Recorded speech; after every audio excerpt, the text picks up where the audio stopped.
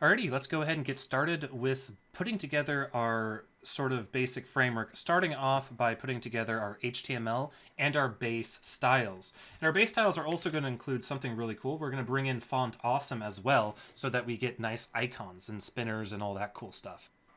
So let's start off with our HTML. Our HTML is actually going to be pretty straightforward. Pretty much most of everything is going to be built in from JavaScript, which is how we've been starting to, as an industry, build our applications for quite a few years. So jump into your index.jade, and we're just going to build our basic styles, or our basic markup. We're going to start with the site wrap. And again, this is a div with the class of site wrap. Then we're going to do a column.left. So this is a div with the classes of both column and left. That's a cool little thing. And then we're going to do section.playlist. And then inside of section playlist, we're going to do an h1.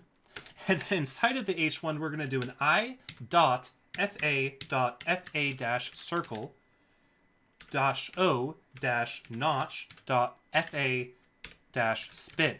This is going to bring in a spinny loading thingy from Font Awesome once we get Font Awesome added in. Go ahead and control copy that so you can get that on your clipboard so you don't have to type that horrible thing ever again. Okay, so after our section playlist, that concludes our column left. So next we need our column center. Our column center will have a section.player with an h1, and then inside of this, I'm going to paste in that that awful code. And our center column is also going to have another section. In this case, section chat, which is going to have an h1 and then paste in that code. Then we're going to have a column .right, and this is going to have a section.users with an h1 with that syntax. All right, so let's get styling. I'm going to jump over here, and I'm just simply going to say gulp dev, and that'll perform all of our awesome server and client magic, and we are started. So I'm going to move this off to the side. We don't need this for now. I will keep an eye on it in case we get any errors. And then I'm going to simply load up my localhost at port 3000, bring it over here. Let's move this off to the side and move this over here. And then we'll bring up our inspector. That's always a good tool. And we'll dock it at the bottom. So now we can see that in our body, we have a div site wrap and we have all these columns. Obviously, nothing's displaying because we don't have any text content, but we're going to fix that by importing Font Awesome. So, yeah, let's actually do that first, because Font Awesome is going to have a problem that we're going to have to fix. So let's jump into a command line window, and let's npm install --save font-awesome. And again, Font Awesome is going to be used to bring in all of our styles and all that fun stuff. Now, what's cool about Font Awesome, it's important that you typed in all of this exactly, all of these extensions for our file loader, because Font Awesome is actually going to have a bunch of assets that need to be loaded by Webpack. They're going to be these like SVG, WAF2, EOT, TTF, and so on. These are font files that need to be loaded by Font Awesome. But anyway, so now that we have that, how do we import Font Awesome? Let's jump into our source client application SCSS. And to do that, we simply say import, which is the standard SAS import syntax, import, and then squiggly Font Awesome /SCSS font-awesome. Now this is going to cause some problems, unfortunately, as we can see right here. Error, cannot resolve file or directory, Font Awesome, web font EOT. So what's going on? Well, let's talk about the syntax first. What's the squiggly do? The squiggly basically means it's going to search for this inside of our node modules. So if I open up node modules and I locate that module we just brought in, Font Awesome, which is right here, it imported Font Awesome, then SCSS, which is this folder, and then the Font Awesome SCSS file. So you notice that Font Awesome is distributed as CSS, less, and SCSS. But we're actually reaching into this node modules and pulling out Font Awesome right here, and I think that's so cool. But we have a problem. Problem is the SAS loader has some emotional issues and sometimes doesn't like to resolve things properly. We actually have to replace the path to the font files with something else. Because fortunately, that's very easy to do. Let's pull up Font Awesome again. If I open up Font Awesome SCSS and pull up fontawesome.sc, or How about, I don't even know where it's going to be. Probably Mixins. Or is it not in here? I forget. Oh, yeah. In path.scss, notice that they prefix their pathing with this variable, which means that we can actually go in and change where FontAwesome is going to load its fonts from to somewhere that the Sass loader is going to be able to locate. So it's a very simple fix. Jump back into your application SCSS and simply add the variable fa font path and say colon, and then add the squiggly in front of it. Colon FontAwesome fonts. And that will tell FontAwesome where to locate its fonts, which in turn will tell the Sass loader where to grab these font files from. So if I hit Control S, check that out. Bundle is now valid. Of course, we're still not, let's see here. Console cannot find module. Let's go ahead and clear out our console real fast and bundle rebuilding, bundle rebuilt. I think I got my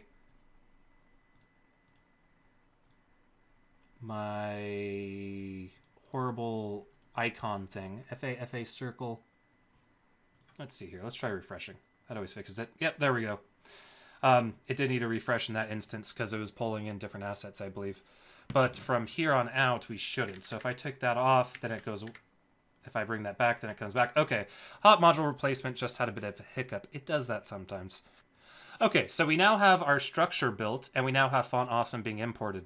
But let's go ahead and actually create the Flexbox layout that we're going to be using for this. So to start off, in my client folder, I'm going to create a new folder called styles. Inside of styles, I'm going to create a new file called variables.scss.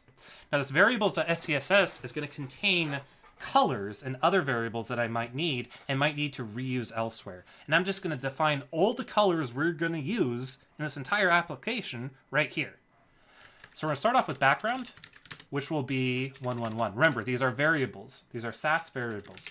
Our color is going to be D8, D8, D8. That's D9. D8, D8, D8. Our background panel is going to be 1A, 1A, 1A. Our border panel is going to be 333. Our color information is going to be my favorite blue color. If you guys have seen any of my other series, I have this favorite blue color. And that's 007 ACC, which coincidentally was absolutely stolen from that blue color right there in VS Code and Visual Studio. And then our color danger. And our color danger is going to be FF2, F00. And then finally, color highlight, which will simply be white, FFF. Maybe capital Fs to be consistent. And those are going to be our variables, all of our colors that we're going to use. So now let's go into application SCSS and let's build our layout. If you want to take a look at this, pause the video. I won't be offended. But let's jump into this and actually style our stuff. Okay. Let's start with our HTML and body. So HTML body, I'm selecting both of them. I want to give our HTML body a height of 100% so that we can go full screen with our Flexbox, a padding of 0, and a margin of 0. Save that out, and notice how already our stuff is changing. Now for our body. Our body is going to have a background of background, which is that background color. Undefined variable background. Oh, the reason we have an undefined variable background is I need to import my variables. I love that error reporting, by the way. It's so responsive. At the top, after we import FontAwesome, I'm going to import styles, /styles variables. Notice how in SCSS or in Sass in general, I don't have to put the underscore in here. The underscore is treated as a partial. All right, I'm getting an error. File to import not found or unreadable. Maybe I misspelled it. I did. That's not how you spell variables. Really need to install like a spell checker or something into this. Anyway, we now have that done. So now everything is building and we now see our background has changed. So let's go ahead and change our color. Our color will be color. Our font size will be 9 points. And our font family will be my favorite, Arial Helvetica Sans Serif. And now we have our color set. All right, let's work on our site wrap.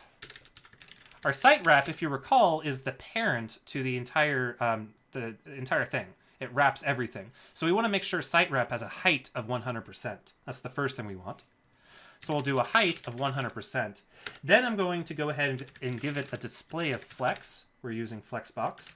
With a border bottom of 5px solid border panel. And hit Control S. So now our site wrap is like that, and we do have that border right there. But notice that there's a scroll bar here.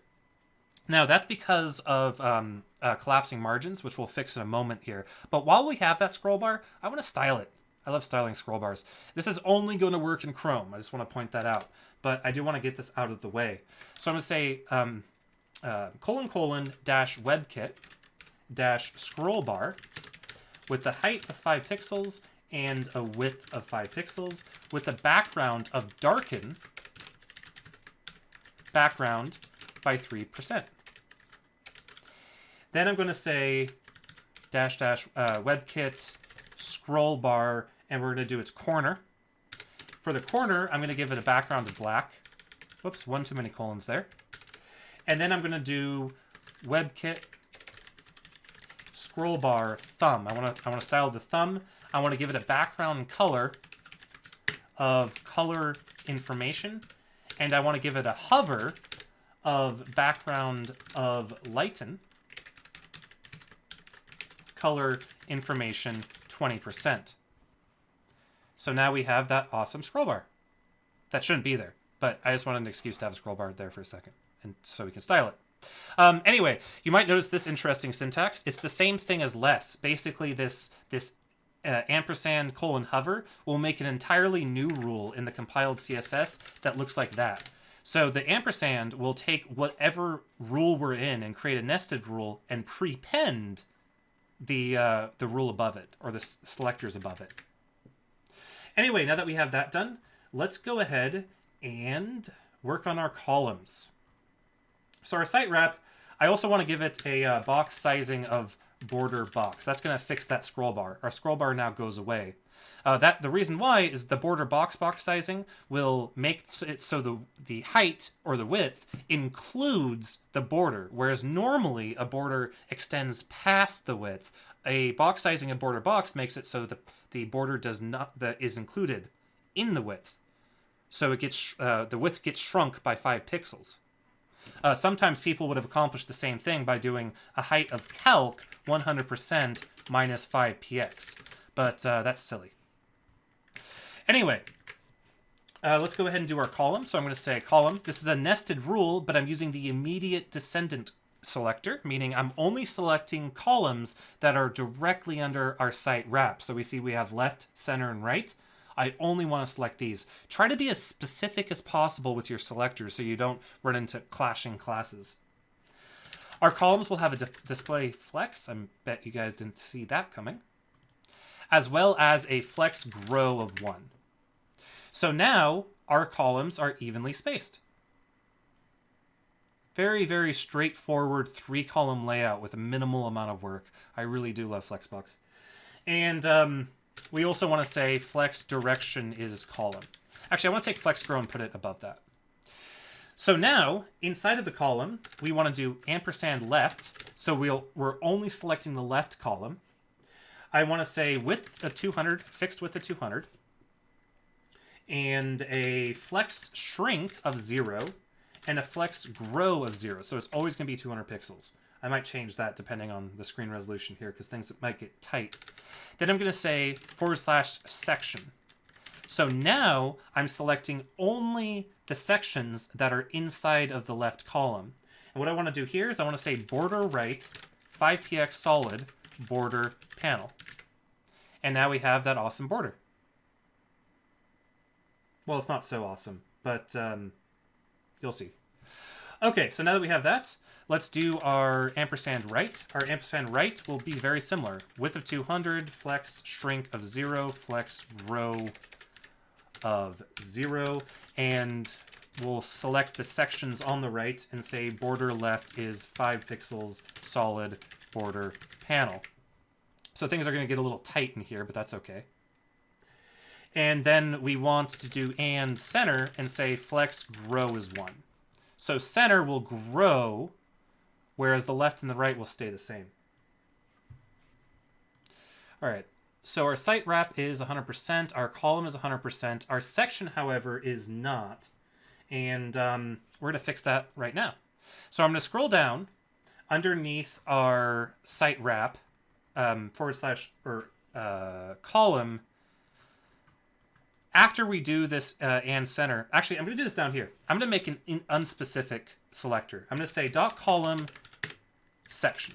I'm doing that here so that we can override these parameters in the future. So I'm purposefully making a non-specific selector. And I'm going to say background is background panel. And then I'm going to say flex grow is 1. And then I'm going to appease the Firefox gods by setting overflow to hidden. I found a bug where if overflow wasn't set to hidden, things would blow up. And now check that out. We now have a full screen 3-column application with just a little bit of code. All right, let's style our H1 in our section. I'm going to say greater than H1. Our background for our H1s will be border panel. H1s will have a border bottom of 2 pixels, solid darken, background by 5%. They'll have a padding of 5 pixels, a margin of 0, a font weight of normal, a color of lighten color by 10%. They'll have a font size of 9 pt. And they'll have a text transform of lowercase. And then I'm going to do something, I'm going to say flex shrink as 0. Then I'm going to do something silly. I'm going to say H1 display flex. Now we're not going to see an example of this quite yet, but we are going to also have a .info span that can exist within our H1s to show additional information.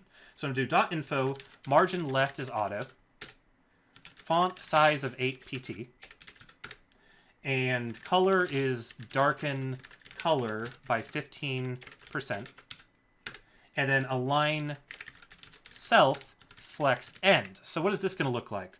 Well, I can actually show you guys an example. I'm just going to cheat for a second.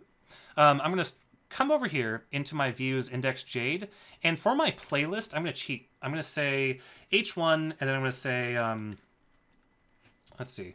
I'm just going to pretend that our playlist component is actually doing something for a sec so you guys can see that. I'm going to say .title playlist, and then I'm going to say not playlist, but I believe in the title I say like 27 items, and then I do .info, and I'll do like 4332 or something like that. So let's refresh. So this is what our playlist will look like now. 27 items and then 4342 for the time. So that's what our .info selector is doing. So if we come over here, that's what the .info is selecting. But if we remove that, that is our page. So I'll scroll through this real fast. We have our scroll bar, our HTML body, and again, pause if you need it, our site wrap. With our columns, we style our left, right, and center columns, and then we style our sections. And we get a really, really nice fluid layout here. And let me go ahead and get rid of that hack that I put in there with the view. So basically, if you haven't, I want the little spinny things to show up while the components are initializing, and then as each component gets initialized, it'll replace the header with the component that it's in. So this is going to be the playlist, that's going to be the player, that's going to be the chat, and that's going to be the user list. But we can see that by inspecting that we have all of that room right in there to fill it up with our component. So yeah, I am happy with this layout. I hope you guys are too. And with that, I think we'll move on to the next video.